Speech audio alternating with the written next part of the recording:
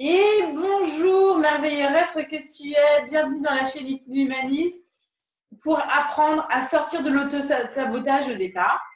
Moi, c'est Gwenaëlle Prado, hypnothérapeute humaniste dans le Morbihan et en ligne. Et je t'apprends aujourd'hui à couper les liens familiaux. Dans l'auto-sabotage, il peut y avoir différentes causes. On a déjà vu la première cause, c'est un traumatisme dans le passé. Qui fait que vous avez été trahi et que depuis, plus jamais vous aurez confiance et vous vous sentirez mal, vous couperez l'herbe sous le pied au moment où vous allez réussir. Une autre cause qui est peut-être plus attribuée aux gens qui ont plus de sensibilité spirituelle, ça va être si vous sentez que dans ce qu'on appelle une vie antérieure, dans le passé, quelque chose vous retient et finalement tous les indices vous montrent que c'est pas cohérent avec ce que vous vivez aujourd'hui. Donc, est-ce que c'est une vie antérieure? Si c'est OK pour vous, si c'est oui pour vous, alors dans ce cas-là, on a vu dans la vidéo d'avant comment se libérer d'un contrat que vous auriez passé dans une autre vie. Et dans ce cas-là, vous allez voir la vidéo 23. Aujourd'hui, c'est la cause qui est liée à votre famille.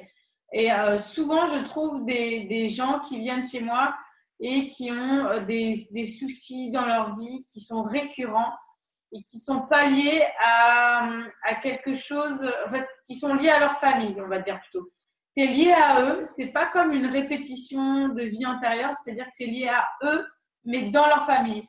Donc, l'autosabotage se répète dans leur vie tout le temps, tout le temps, tout le temps, mais ils n'ont pas mis les conditions dans leur vie pour que ça arrive, ça ne devrait pas arriver. Donc, dans ces cas-là, posez-vous la question, qui dans votre famille vit la même chose ou a vécu la même chose?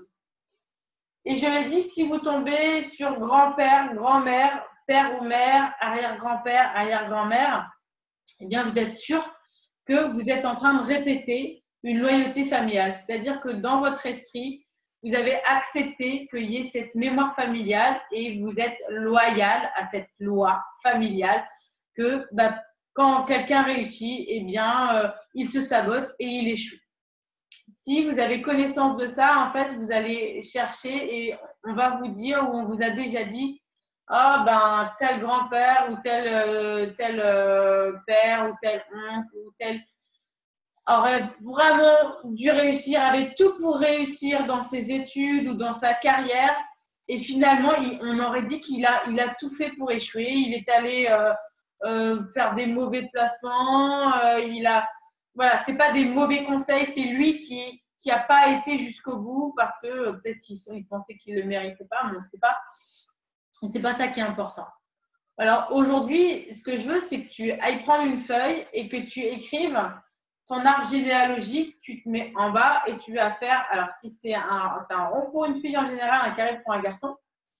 Donc tu te mets en bas et tu écris ton prénom et tu fais un petit tiret et tu vas faire ton arbre généalogique en mettant tes parents de chaque côté, puis tes grands-parents au-dessus de chaque côté aussi. Et puis tu vas chercher, mais avec tes connaissances propres, pas en imaginant, hein, avec ce que tu sais, ce qu'on t'a dit dans ta famille, peut-être en posant des questions. Qui a vécu la même chose que toi aujourd'hui? Qui a vécu la même chose que toi? Et donc, tu vas pouvoir redescendre sur ton fil généalogique et voir que à tel endroit, quelqu'un a vécu la même chose. Et c'est ça qu'il va falloir aller libérer. Pour aller libérer une loyauté familiale, moi, ce que je t'emmène à vivre, c'est à monter dans ton arbre généalogique. Par exemple, ça peut être aussi des ficelles, ça peut être des rayons, ça peut être un cours d'eau ou des chemins. Mais en tout cas, de remonter le temps comme ça et de monter les branches surtout qui t'emmènent là où tu sais que ton ancêtre a vécu les mêmes choses et sur lesquelles toi, tu as cette loyauté. C'est-à-dire que tu acceptes cette loi que dans ta famille, on peut se saboter. Et cette information étant là, eh bien, elle est encore concrètement présente en toi. Okay? Quand tu es allé remonter jusqu'à la source, c'est-à-dire la première personne que tu connais aujourd'hui qui vit ça, alors si c'est oncle et tante, en revanche, je vais te demander d'aller un peu au-dessus Parfois, si tu as un oncle ou une tante qui a vécu un sabotage comme ça, qui s'est saboté souvent, dont on entend parler, dont tu as entendu parler, dont les gens parlent dans ta famille, eh bien, tu vas devoir remonter au-dessus encore. Donc, si ce n'est pas sa mère ou son père, bah, tu remontes encore au-dessus et souvent, tu verras, c'est au-dessus que ça se passe. C'est-à-dire que ton père ou ta mère, qui est frère ou sœur de cette tante ou de cet oncle, ils n'ont pas pris la loyauté familiale, mais c'est passé sur cette personne-là de ta famille. Mais c'est au-dessus. OK? Je pourrais te donner plein d'exemples, mais je pense que c'est assez compréhensible. Donc, quand tu auras fait ton arbre généalogique, tu auras bien écrit ça, tu verras, c'est très clair. Sur ton arbre généalogique, tu mets le nom, si tu l'as, de la personne qui est concernée. Et je vais t'emmener à aller rencontrer cette personne-là pour pouvoir t'exprimer avec, pour pouvoir peut-être lui pardonner, en savoir plus, échanger.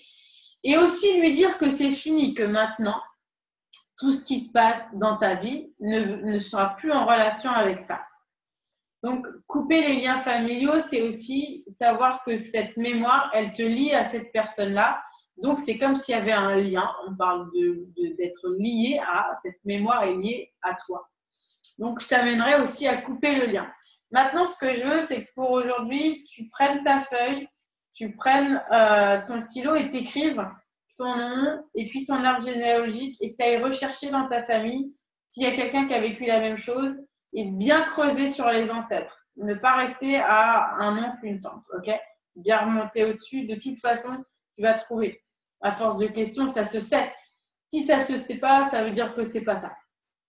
Ça veut dire qu'il n'y a pas de loyauté familiale. En général, on a toujours une petite intuition là-dedans. On a toujours une petite mémoire qui traîne, une petite histoire dans la famille qui traîne. Et une fois que tu auras fait ça, tu regardes la vidéo suivante, la vidéo 25, et là, tu auras la guidance, en fait, pour te sortir, pour couper avec cette loyauté familiale.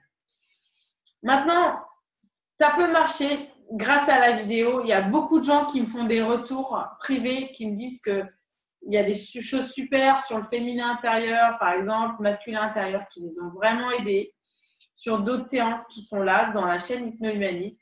Moi, ce que je te conseille, c'est d'abord de faire ça sur toi. Si tu as les outils, si tu as la capacité de le faire tout seul, bah top, vas-y, c'est cool.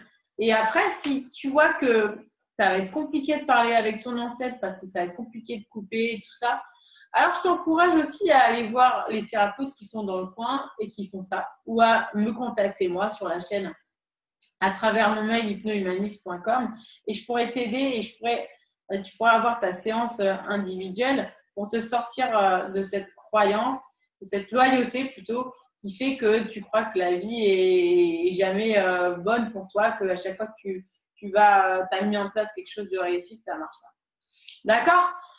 Moi, je suis là pour vous apprendre plein de petites astuces et pour que ça fonctionne. Donc, n'hésite pas à laisser des commentaires, ça m'intéresse de pouvoir voir ce qui se passe pour vous quand ça fonctionne, de répondre.